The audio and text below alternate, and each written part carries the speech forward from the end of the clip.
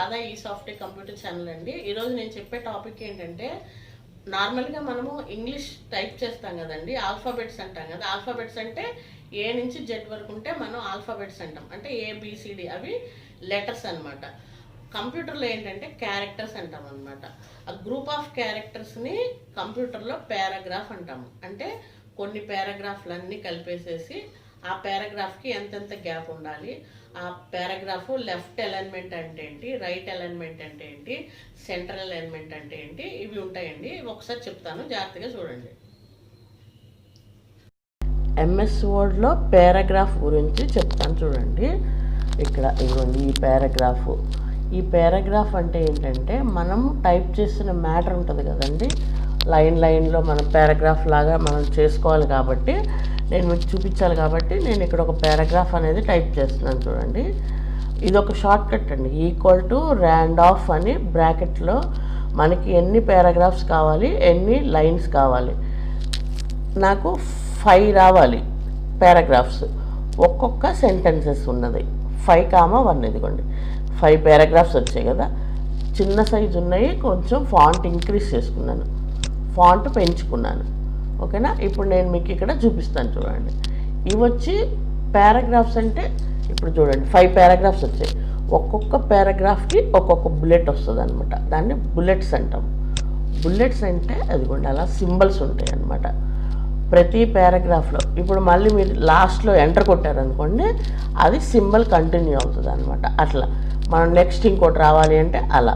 ఇప్పుడు నేను ఇక్కడి కాకుండా వేరే కావాలి అంటే డిఫైన్ న్యూ బుల్లెట్లోకి వెళ్ళి, అదిగోండి సింబల్ కావాలంటే సింబల్ పెట్టుకోవచ్చు, పిక్చర్ కావాలంటే పిక్చర్ పెట్టుకోవచ్చు. ఇందులో ఫాంట్ ఉంటుంది. ఇప్పుడు అక్కడ ఫాంట్ ఎలా ఉంటాయో ఇక్కడ వింగ్ డింగ్స్ అని ఉంటుందండి, WINGDINGS, వింగ్ డింగ్స్. ఇది ఒక ఫాంట్ పేరు అనమాట. మనకి పైన ఫాంట్లో ఏరియలు అవి ఎలాగో ఇది కూడా ఒక ఫాంట్ అనమాట. ఆ వింగ్ డింగ్స్లో ఇదిగోండి మోడల్స్ ఉన్నాయి చూడండి. మీకు ఏ కలర్ బుల్లెట్ కావాలనుకుంటే ఆ కలర్ బుల్లెట్ సెలెక్ట్ చేసుకోవాలి. ఓకే అన్నారనుకోండి, ఇదిగోండి మీకు అది నచ్చలేదు, వేరేది సెలెక్ట్ చేసుకోవచ్చు. ఫోన్ సింబల్ ఓకే అన్నామనుకోండి, మళ్ళీ ఓకే అంటే అక్కడ పిక్చర్ కావాలంటే పిక్చర్, ఫాంట్ కావాలంటే ఫాంట్ కూడా పెట్టుకోవచ్చు. అలా అనమాట. వీటిని బుల్లెట్స్ అంటాము. చేంజ్ బుల్లెట్, మళ్ళీ సింబల్.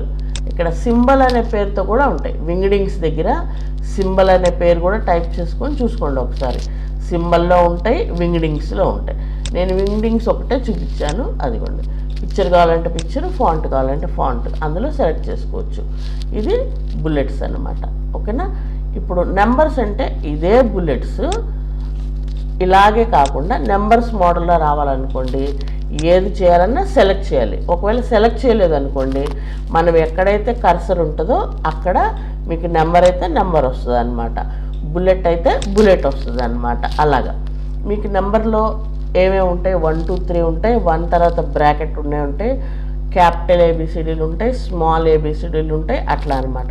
మీరు ఏది కావాలంటే అది దాని మీద అలా క్లిక్ చేయండి మౌస్తో. మౌస్ పాయింటర్ ఇప్పుడు ఇది కావాలి, దాని మీద క్లిక్ చేయండి. అదిగోండి రోమన్ నెంబర్స్ కావాలి, అది సెలెక్ట్ చేయండి. అప్పుడు అది మారిపోతాడు.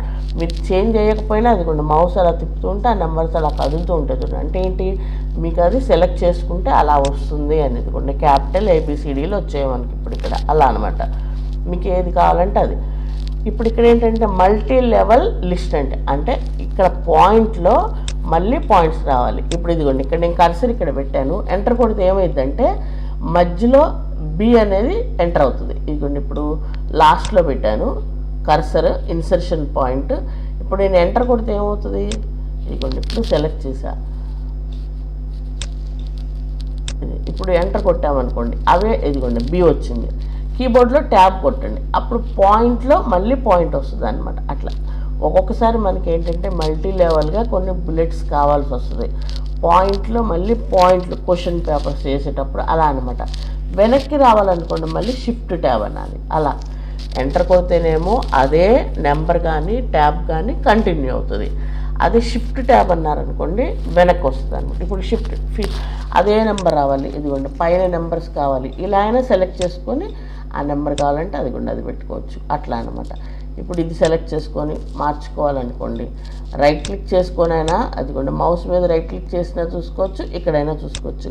మీ ఇష్టం ఎలా అయినా మార్చుకోవచ్చు అనమాట. వీటిని bullets and numbering plus multi level అని చెప్తారనమాట. అంటే ఏంటి, పాయింట్లో మళ్ళీ పాయింట్స్ రావాలి అంటే మల్టీ లెవెల్ అంటాం. ఎందుకంటే ఆ మోడల్ కావాలి, అవి జరుపుకోవాలనుకుంటే పైన సెలెక్ట్ చేసుకొని జరుపుకోవచ్చు అనమాట. అట్లా మనకి ఏది కావాలనుకుంటే అది సెలెక్ట్ చేసి ఇప్పుడు ఎంటర్ కొట్టాను, మనకు వద్దు అలా అనమాట.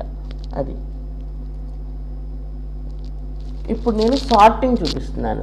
కొన్ని వర్డ్స్ ఒకటి టైప్ చేస్తున్నాను. సార్టింగ్ అంటే ఏంటి, మనకి తెలుగు మీడియం వాళ్ళకైతే ఆరోహణ అవరోహణ అంటారు కదా. అంటే ఏంటి, అసెండింగ్ ఆర్డర్ డిసెండింగ్ ఆర్డర్లో ఈ మ్యాటర్ని సెట్ చేయాలి. ఎలా చేయాలంటే ఏ నుంచి జెడ్ వరకు కావాలా, జెడ్ నుంచి ఏ వరకు కావాలా అనేది మనం సెలెక్ట్ చేసుకోవచ్చు అనమాట. ఇదిగోండి అక్కడి నుంచి ఇక్కడ వరకు సెలెక్ట్ చేసుకొని ఇదిగోండి మనకి బుల్లెట్ పెడుతున్నాను చూడండి. ఇలా బుల్లెట్స్ పెట్టుకోవచ్చు, ఇదిగోండి ఇక్కడ కూడా పెట్టుకోవచ్చు. నేను ఇందాక చెప్పాను కదా బుల్లెట్స్ రైట్ క్లిక్ చేసి కూడా చేసుకోవచ్చు అని. ఇందులో ఇదిగోండి ఇక్కడ సార్టింగ్, ఇదిగోండి సార్ట్ బై, మనం ఎంటర్ అంటే ఏంటి, పారాగ్రాఫ్. ఈ పారాగ్రాఫ్ని ఎలా పెట్టుకోవచ్చు మనం, ఇదిగోండి అసెండింగ్ ఆర్డర్ అయిపోయింది. అదే డిసెండింగ్ ఆర్డర్ రావాలనుకోండి, డిసెండింగ్ ఆర్డర్ అంటే Z to A to Z కావాలా, జెడ్ టు ఏ కావాలా అలా అనమాట. దీన్ని సార్టింగ్ అంటాము. చూసారు కదండి. మీకు ఏదైనా అర్థం కాకపోతే కింద కామెంట్ రూపంలో చెప్పండి. మా ఛానల్ని సబ్స్క్రైబ్ చేయండి, లైక్ చేయండి, షేర్ చేయండి ఫ్రెండ్స్. Thank you.